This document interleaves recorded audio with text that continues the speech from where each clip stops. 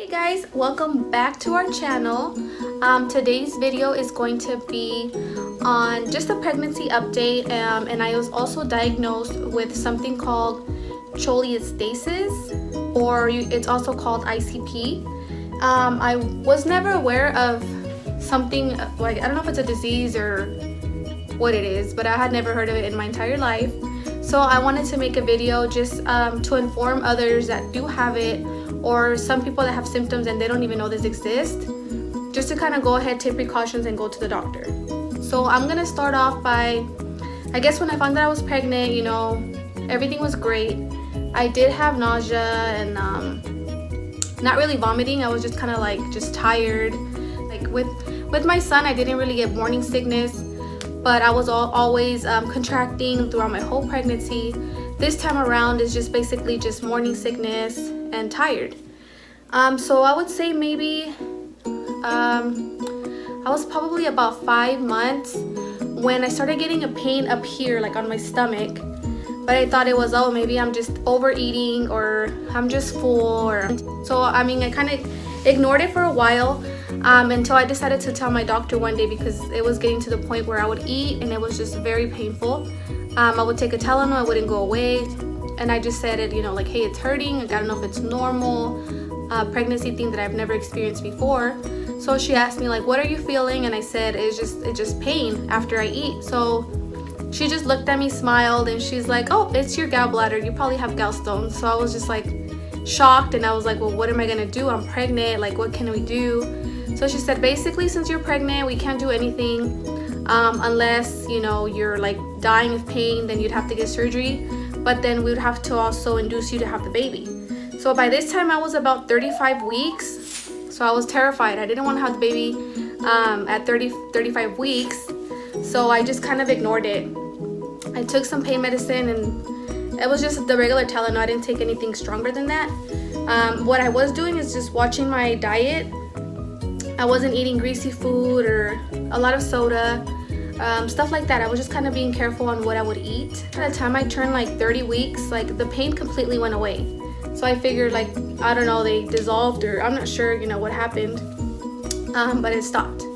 So then that kind of went away. So I was able to sleep again, because with the pain I wasn't able to sleep because it was just so painful. And any position that I was in, it would hurt. So I would stand, I would walk, and I would lay down, and it would just hurt. So I just didn't sleep because of the pain. So that went away. So I probably was able to sleep for like a couple of weeks. And when I say a couple, it was literally like 2 weeks.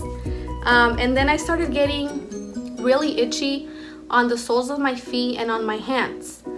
So, you know, at first I was kind of thinking like, oh, maybe I'm allergic to something that I ate, or I don't know, a new lotion that I was trying. I don't think I was trying a new lotion, but I was just thinking, like, you know, it could be anything. So, you know, I would just scratch my hands and my feet. And I think I even got to the point where I told my husband, like, hey, I think I freaking have fungus or something. And he told me, like, where would you get it from? And I don't know, I was just like, I have no idea. Maybe, I don't know, like walking barefoot around the house. I have no idea how I got fungus. So then, like, I was actually gonna start treatment for fungus. I mean, I didn't have anything on my nails. I didn't have anything that said I had fungus, but I was just kind of like, it's just so bad, and I don't know why this is happening. So as it is, I'm already a hypochondriac. Anything that I feel or anything that's different between like myself, my husband, my son, any family member that tells me like, hey, I feel this, like right away I go into Google and I start searching like the symptoms. And sure enough, like sometimes you kind of like, okay, maybe I have that. Or sometimes it kind of gives you, the reason why I like looking it up is because sometimes it gives you over-the-counter things that you can take, or they just tell you like home remedies.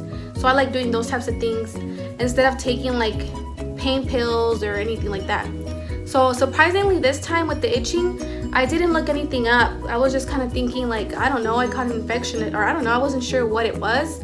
But I wasn't thinking like, hey, it's gonna be something like extremely like bad for me or the baby. So I went probably about a week, I would say, just itching, and I never thought anything of it.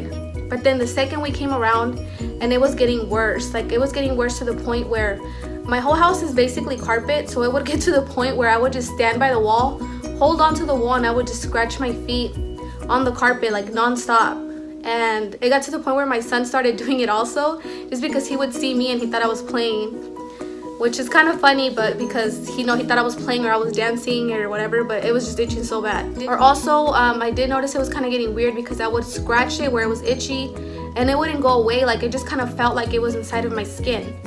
So then finally, like one night, I was just like, I can't sleep, like it's waking me up just to freaking scratch it. It got to the point where I got my hair brush, to scratch, because it was just getting so itchy. My fingernails were not doing anything anymore. Like, it was just like if I was just touching it. So I thought I would just get my hairbrush and just like scratch the heck out of my feet. That didn't help either, but I mean, it kind of felt a little better. And then after that, I was just like, I can't sleep because the itchiness would wake me up. So I went ahead and I went on Google and I put, itchy hands and feet. Sure enough, like a bunch of things popped up, which I was so shocked. I thought I was just gonna be like, you're overreacting, like you're fine. So it started saying like, if you're pregnant and you're having these symptoms, it's like really bad. So I was like, oh my God. So I started clicking on whatever I found, and basically I came across this disease or whatever it is called cholestasis, or a lot of people just say ICP because it is hard to pronounce. So basically it was saying that it is itching usually on your hands and your feet, but I did see that a lot of pregnant people experience just itching just overall, like all over their body. And then I started getting scared because it was saying that some pregnant people get so itchy to the point where they start bleeding because they're just scratching so bad. So I was just kind of like, it's getting worse. Like, what if I get to that point? I don't want to get to that point, but there's nothing I can do. So I started like looking up over-the-counter medicine or just things that I can take. So basically they were saying just do like cold baths or put anti-itch cream, which I had already tried that. That didn't work. So then I went ahead and I called my doctor the next morning, but I was kind of like, maybe I don't have it. Maybe I'm just overreacting. So basically I just left the message because they didn't answer, and I just said, my hands and my feet are really itchy. Is there anything I can take? That's all I said. I didn't say like, hey, I think I have this, because they'll probably be like, she's crazy. So right away, morning, like around 8:30, I got a call. So I was already like, oh no, like that's not good. I went ahead and I answered, and it was a guy that called me, and he said like, what's going on? And I told him it's just really itchy on the soles of my feet and my hands. Is there anything I can take? And he told me, you know what, you might have something called cholestasis or ICP, so we would need you to come in tomorrow. I was like panicking because I was like, oh my God, I probably have that. Out of everything, out of anybody, I have that. I already have gallstones, now I have this. So I went ahead and I Googled it after I hung up with him. I scheduled the appointment. I Googled it, and it said basically that 1 in every 1,000 women, pregnant people, get this. So I was just like, great, out of everybody, I'm that 1% that has the cholestasis. But I was still kind of thinking like, maybe they'll test me and I'm just crazy. Went to the doctor. She asked me again what's going on, so I told her I'm fine. It's just I'm just really itchy. I don't know why. Like, it's been going on for 2 or 3 weeks now. She said, I'm gonna go ahead and draw your blood, and that's basically the only way that they'll know if you do have it.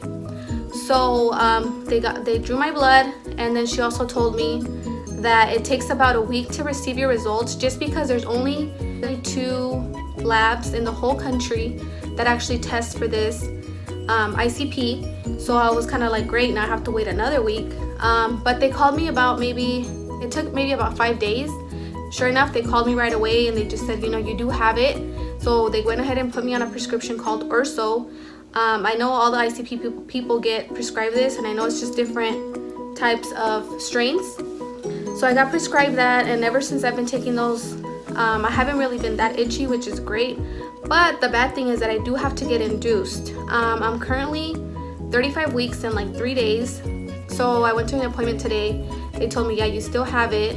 So I am actually gonna get induced at 36 weeks and 6 days, which is about a week and a half. So I have to hurry up and get everything ready, and a name, because I haven't picked a name. So if you guys have any good names, go ahead and comment down below.